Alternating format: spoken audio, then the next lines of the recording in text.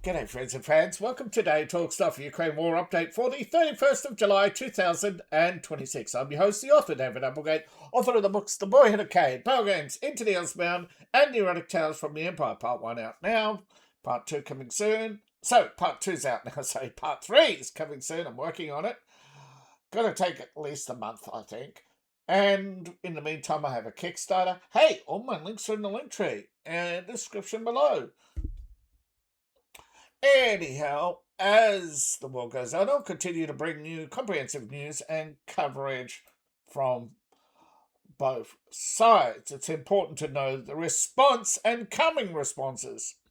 Speaking of coming responses, as Ukraine heads towards its winter, we're going to see escalation leading up to winter.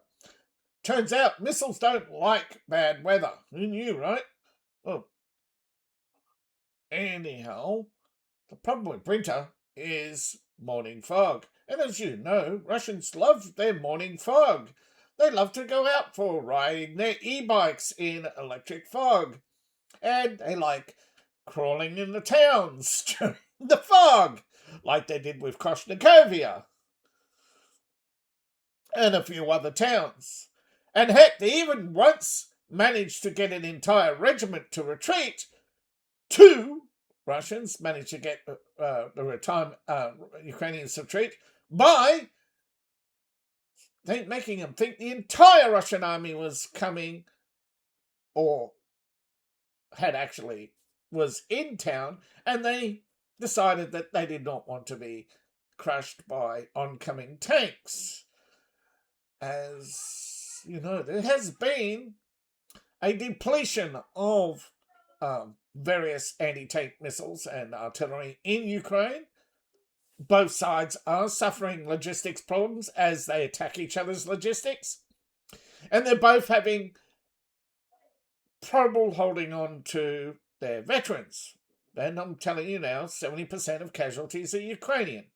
That is unconfirmed and verified only through empirical data provided by other intelligence sources outside of government channels, aka professionals who speculate on Telegram and YouTube and other platforms, and they provide at least some empirical evidence, and that is for the funeral notices, in which there is also the amount of funerals being held and military transfers like body handovers through the Red Cross, where Russia gets back a few live prisoners and provide them with dead Ukrainians. And though there are live prisoner swaps, and the Red Cross does actually operate somewhat in Russia, able to verify who's captured alive, and they're recorded and registered. But as we've seen, Ukraine is very picky on who it chooses to come back. So is very reluctant to hand over. I think it has 6,000 or something that it won't hand over. So there are high value Russian POWs who are not going to be handed over unless Russia takes a high value POW. So you can see it is a war of I hurt you, you hurt me, I hurt you back.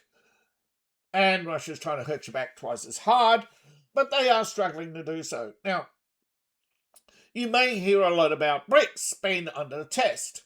Well, further context, China and India are referring to whether or not Russia is or will aid Iran militarily if US ground forces go in. According to, by all accounts, the US are not going to send ground forces. They are not putting boots on the ground in Iran. I know, I hear it over and over again. People keep talking about boots on the ground. Why? Because it's a political talking point. The boots on the ground that the US are training and preparing are Kurdish fighters and Ukrainian. I mean, not Ukrainian. No, Ukraine is there helping, which is, I don't know why, but NATO including Ukrainians, are training, allegedly, at various bases, Iranian infiltrators, Iranians who want to help liberate Iran. And so that, I think, is what the rumors are about boots on the ground. And it's always important that when you hear a rumor, to remember that it is partially based on something someone else heard and failed to provide full context and detail. I love the context because it makes it easier to make the right decision. Hey, heard about a war? Yeah, which one? Start from there. So whenever BRICS is under pressure, they're actually talking about Iran, not Russia. So Russia should be taking note and going, why aren't we important? Oh, and why are the Germans so precariously invested in Ukraine? Well, yes, Ukraine is mimicking the politics of Merckx and Hollande. And you're going to say, Hollande is not president. Yes, his protege, his bottom, Macron is. And I don't even know if Hollande is alive or dead. It doesn't matter when it's a protege. Just like Merkel is still it's just like Merkel is still the Führer of Germany, even though protege Merckx, who is definitely a Merkel 2.0, aka a weak snivelling coward who does everything Obama tells him to do. So whenever the Democrats in America love someone, you know it means they're a compliant little brain dead who does not think, because they're so gaslighted that, yes, by the merry-go-round. The whole point of the Democrat merry-go-round of hypocrisy is so that you won't make decisions, that you'll just sit there, NPC, and that's why so many Democrats are NPCs. They're brain broke.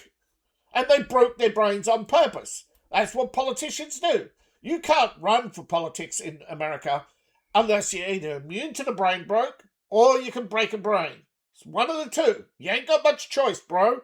And if you can break a brain, you're most likely more welcome in the Democrat Party than the Republicans. Right now, politics does not matter in America. Right?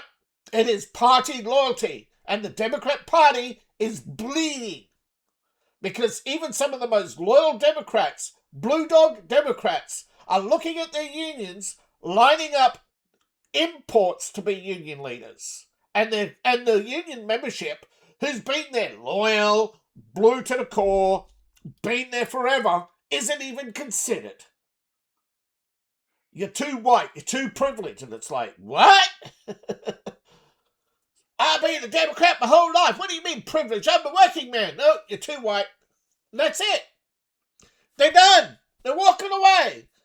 Now, the Teamsters aren't doing this. This is what I say is localized, like California, Portland, etc.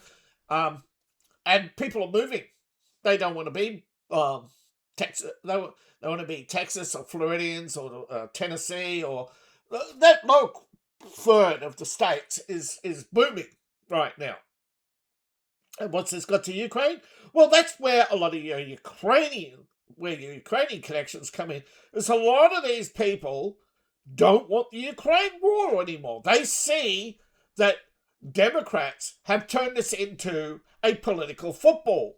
And when it becomes a political football, it becomes an endless war. Vietnam, remember, a lot of your older blue dog Democrats either avoided the Vietnam War or fought in the Vietnam War. Most of the in-betweeners are Republicans, although they're more veterans are Republicans than not. But I'm saying, when it comes to Democrats and their support for Ukraine, it is fading. It is a minority view in the party by the fanatics. The majority of outsiders, whereas the majority of insiders support Ukraine, the majority of outsiders, those who are merely voters, are more caring about bread and butter issues.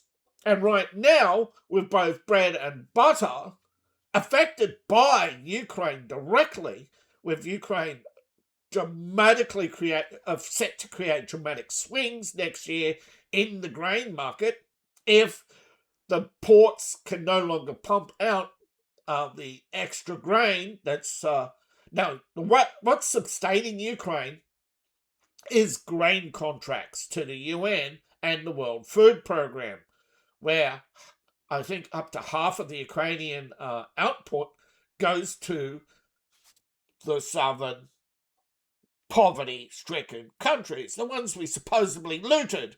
Yet if we're giving them food, how is that looting them again? They're getting free food. That should lift their economies. Why aren't their economies lifting? Because the government slashes wages and slashes budgets to make sure the country stays poor, or aid will eventually end, and there goes their lucrative scam of constantly blaming the West of poverty. Plus, remember, grain to Nigeria or Sudan ends up on the open market, whether you like it or not. Just like North Korea. All aid to North Korea gets repackaged. Half the world repackages its aid. India is one of the few countries that know that what they do is they pour it into their grain mills and say, GDP, everyone! And they print money. So the Indian economy is fake, the Chinese economy is fake, and Africans haven't caught on that, hey, they should actually literally do the same thing as India, and that's all they have to do, the bare minimum, and they too will be instantly prosperous and see 16% growth for the next 3 to 5 years until they stabilise their economy. And yes, when your economy stabilises, growth becomes very small and sporadic, and that upsets the investor class who want big numbers go up. But boomonomics is coming to an end, folks, and the Ukraine war is helping put an end to that swifter, right? Because you can't print endless money and put it into endless wars because people want their physical goods. And physical goods, yeah. Temu. Everyone's bought, hundreds of dollars worth of stuff off Temu, allegedly, right? The old average. And what's happening? Well, I've got a house full of stuff. Why would I want to buy more? So Temu's growth is going, yeah, and they can't sustain it. Because people only sign up, buy up goods until they're $100, $200 or $1,000 in some cases of discounts wear out, and then they're gone. They're not going to pay full price for Temu.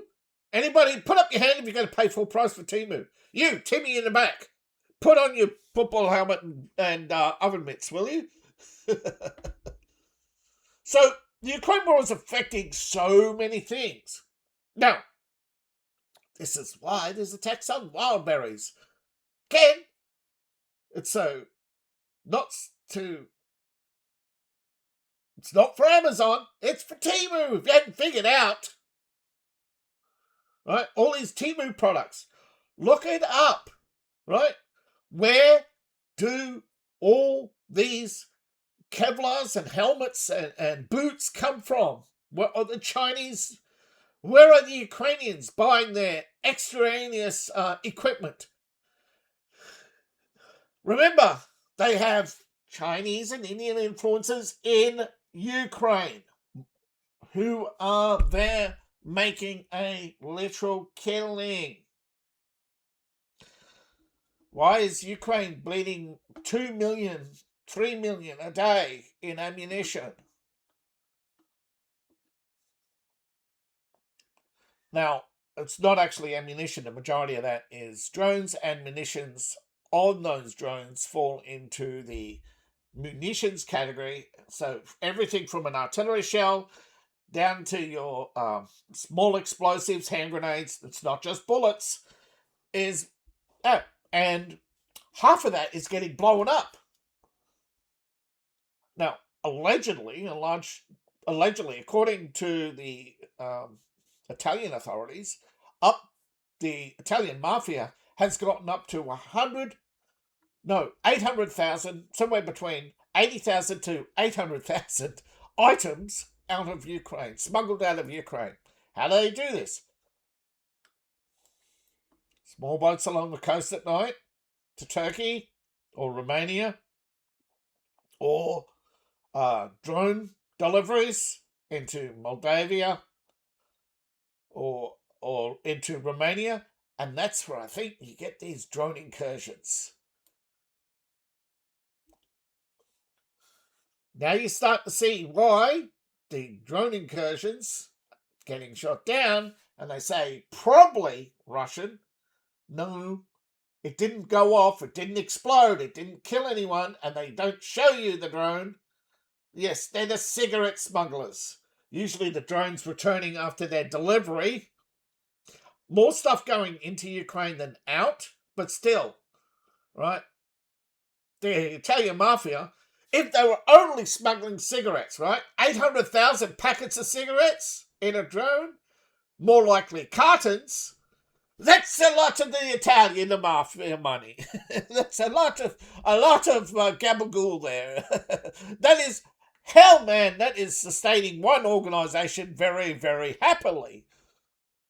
And just think they're doing that multiple times in multiple countries per day. Cartons of cigarettes. Yes, cigarettes are probably now the most smuggled and outlawed item in the world. And you have closet smokers smoking still around a pack a day. They're just not doing it in open. Now, as we look at the battlefield, there are reports from Kiev and other places. Now, credit where credit due, while some Ukrainian sites are not opening up with the news, some Western sites are. So we've got some more Western news today than usual. And it's only going to continue. These Western sites have decided that not reporting the Ukraine war or not factually reporting the Ukraine war regularly and leaving out stuff like critical stuff like where explosions occurred is losing them viewers and readership. The legacy media is waking up and realizing that people don't like them. Wow. Guess they finally touched grass, hey? And when they did, they found out that they're not liked. Now, as we go around, yes, the buffer zone has grown slightly, but not by much. In some areas, it's shrunk. Now, shelling along the border here, obviously, Russia trying to expand its buffer zone needs to push back the Ukrainians, as well as attacks on Sumy, logistics, and other attacks. But all in all, they're not making much progress. Opening up here in Kupiansk area, Lugansk border, Lyman, lots and lots of activity. Incursions into probing attacks or incursions into Mykolaiv. They're still trying to. They still have not made much progress here at all, and they've made no progress in parts of the frontier for a while now. And I'll get to that. There's a story about that. They've made small progress here and there, but nothing much. Nothing to write home about. No, bogged down here, and this is the quiet front. We'll get to that as part of the next story, or two stories. As I said, this is going to be probably at least till the end of July before we actually see real progress here. This could probably be filled in before this. This is settling into a long siege. This is probably waiting for this to set these two to get some progress up here. Because they need to put pressure on the supply lines and the logistics hubs feeding into Dubrovka, as well as trying to get some results in Dubrovnik, and so they can come round and cut off these Ukrainians and cause a collapse all the way down to here, which is yet to happen. They're still trying to defend their border, trying to expand it, which they have, but not by much. Fighting here continues. Fighting here has lulled. Fighting here continues. They are trying to push back into here. This is the sticking point because the Ukrainians come down here and did able to flank the Russians combined attacks. Wow. Everything Russia could do to Ukraine, Ukraine could do to Russia, remember? And it's vice versa. So we have the Russians trying to squeeze here, push north, cut this off, but hope that falls, push out here, pushing up to here, to cut off Orkiv so they can sweep through here, backed by artillery from these positions. And this is supposed to take the road longer a year ago. Supposed to take the bridge here to secure the entry into Zaporozhye. They have had incursions all the way up to here with drones and infiltrations, but none of them have been able to establish a permanent bridgehead and move things along. What's happening on the frozen front? Well, the Ukrainian soldier was interviewed, and it has reported that a lot of this is. So the drone field zero line is so dangerous the troops have to sometimes wait a week just to move 300 meters. They're talking about not just the drones themselves operating in the areas, but the lines, all the broken, all the discarded, all the spools of fiber optic cable, all the unexploded ordnance. Yeah. Call sign Yankee has experienced these cases moving to the front line. Yeah. It's a life or death situation. You need favorable weather, artillery, electronic warfare, and several Ukrainian units before attempting any type of advance. This is just to get to the front line.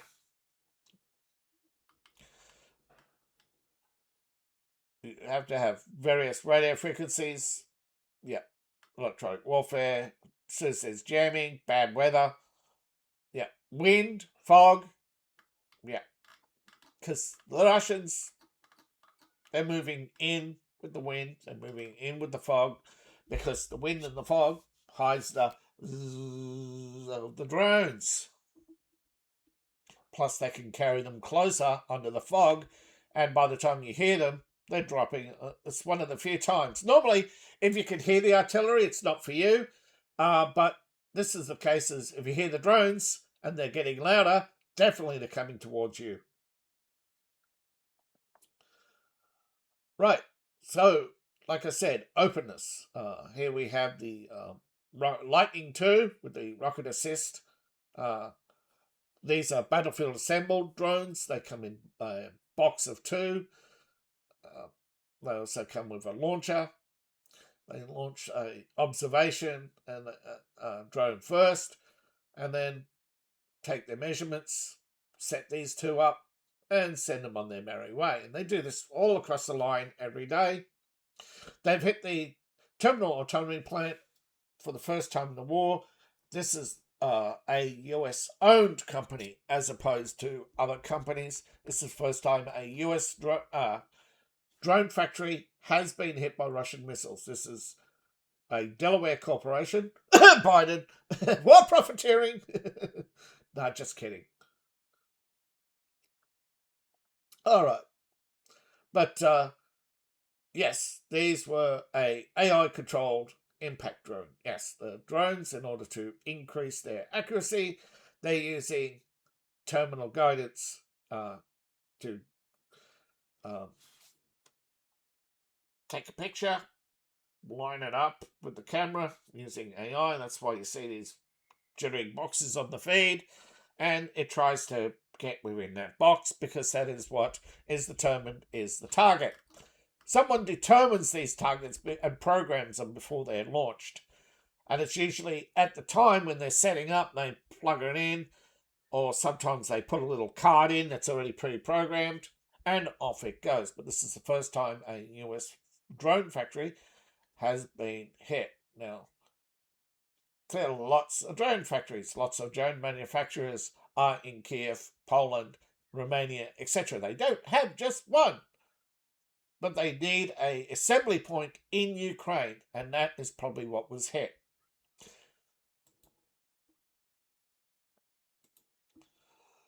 Right, I have a Kickstarter. It is starting soon, probably 8 to 9 days.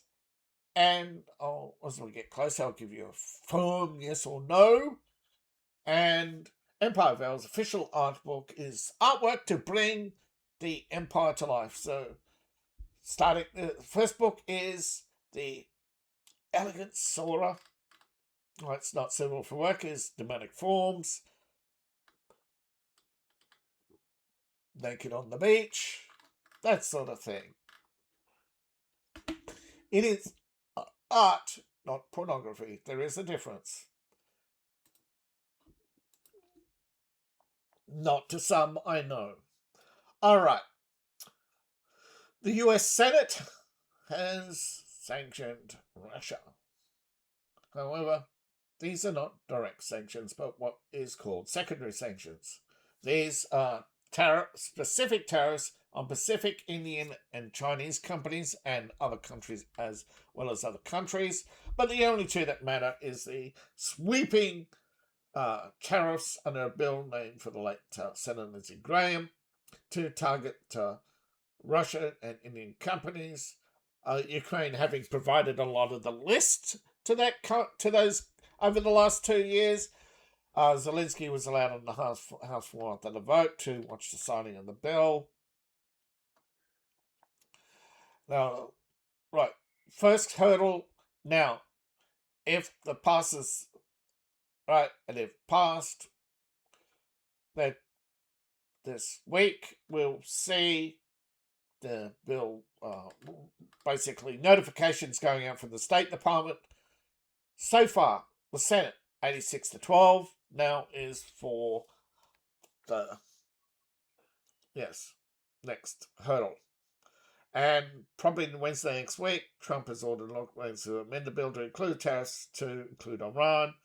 This is likely to delay the bill if it deters Democrats from supporting it. Now, why won't they support it? Because they love Iran. They want Iran to be an issue going into the election. So anything that takes the Iran war, anything that affects the Iran war, affects their it's.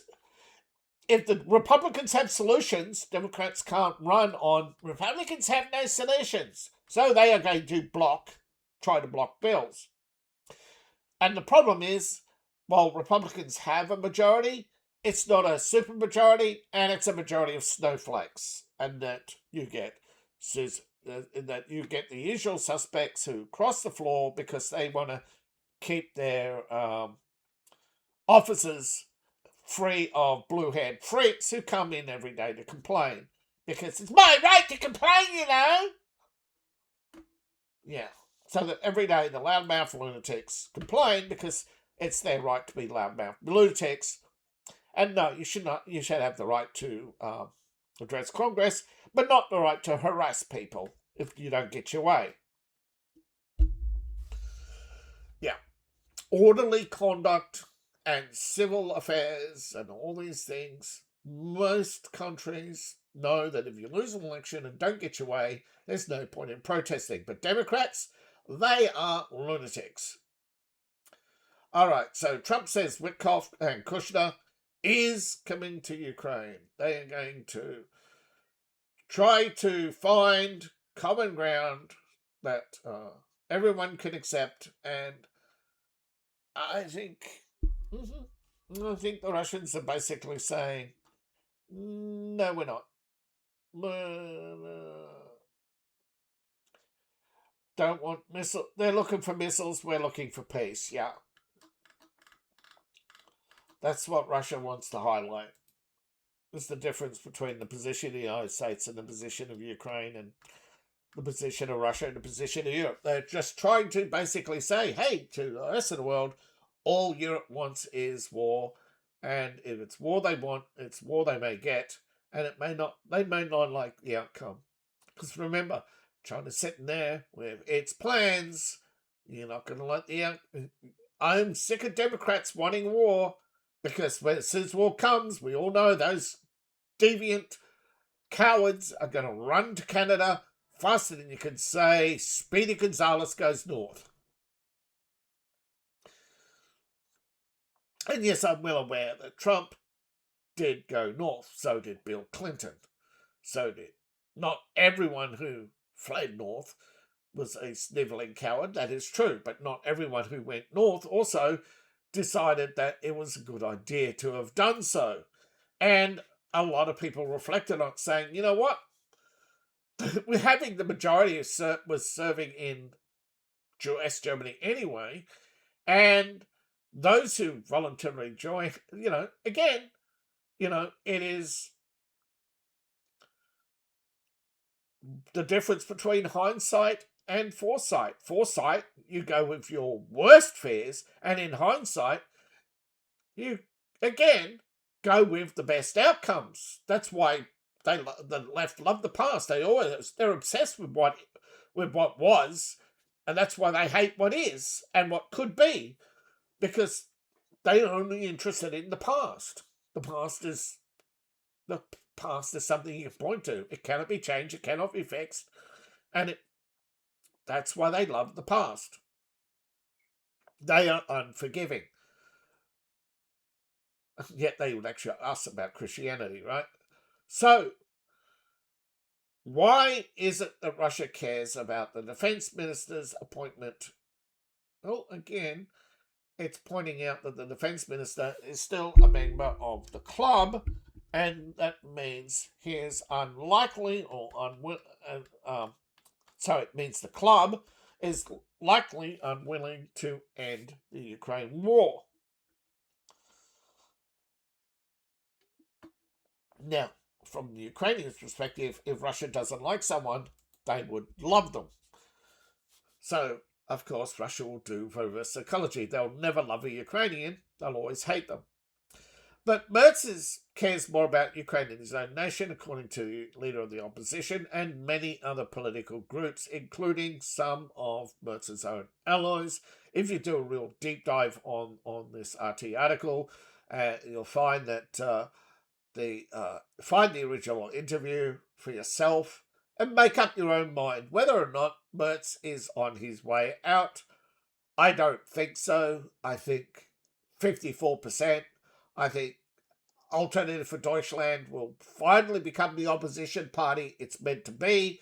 But as for winning the election, I think it's got a long way to go, simply because of European interference in elections. Remember, he came to power with a snap election. It's not likely to have forced anything other. Is not likely to get forced out. But you never know. You never know what happens. If things continue the way they are, with him talking about conscription, massive tank spending on tanks, and putting half his military budget into Ukraine, yeah, and particularly with German industry bleeding jobs, with half the German workers being replaced by foreign imports, particularly from India, and then having Indians appointed into German companies and along with Chinese, the writing's on the wall. European liberals do not care about their own country. They only care about money and profit. And that's why they love migrants, because they themselves have no loyalty. Migrants have no loyalty, no love of country. And that's why they love migrants. I'm sorry to all you migrants out there who are seeking a better life. So were the people you murdered and kicked out of your country. So why should we take you in when your ancestors murdered ours? You have shown your love for your independence. Well, be independent in your own country. Especially all these people who are screaming about the Russian invasion of Ukraine without any context. Well, wow. Or Spain can afford to take in 30,000 Europeans rich. No, if you didn't feed the third world for 70 years, we wouldn't have had this problem now, would we? Should have sent condoms and not tied aid to population. And not fed countries as their populations exploded.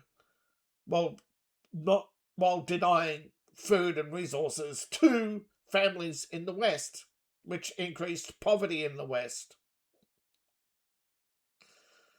And no, they don't report poverty numbers unless they report homelessness. And the leading cause of homelessness is divorce, particularly amongst vets who come home or come home to a divorce, or towards the end of their deployment are divorced because they can't.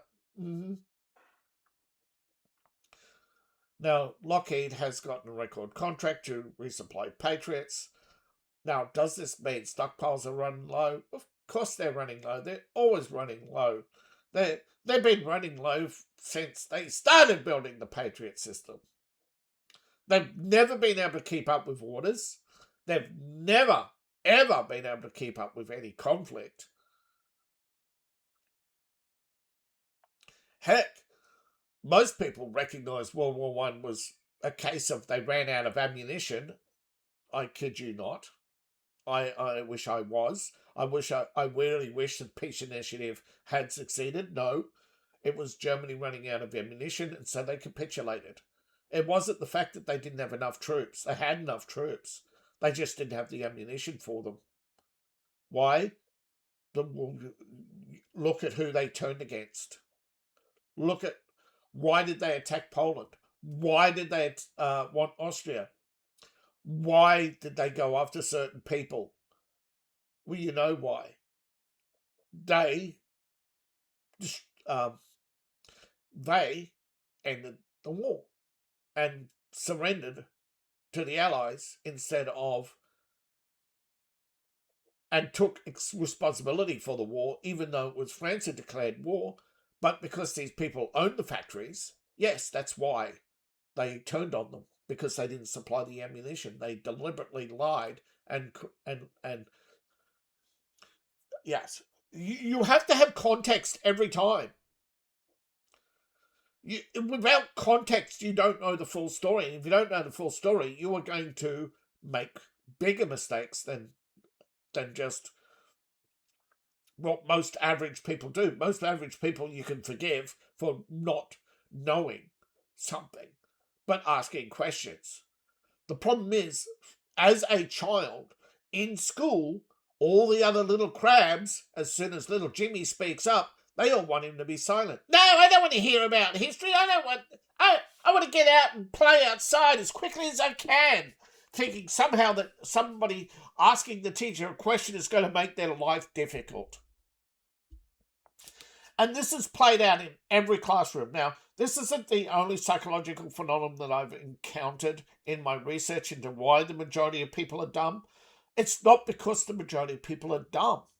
The majority of people are not educated. There is a difference. And they keep saying Republicans aren't educated. You don't know your history. You call people Nazi without knowing what a Nazi is. That's the most... If liberals looked at the chart, the political chart, and saw Nazis were into gun control, anti-Christian. Yes, the Nazi party was anti-Christian. They played both sides. They were not anti-communist until the Russians aligned with America. And Stalin, right, he always planned to betray Hitler. Stalin wanted a united Eurasian front. And when Hitler was told that the capital would be Moscow, he was furious.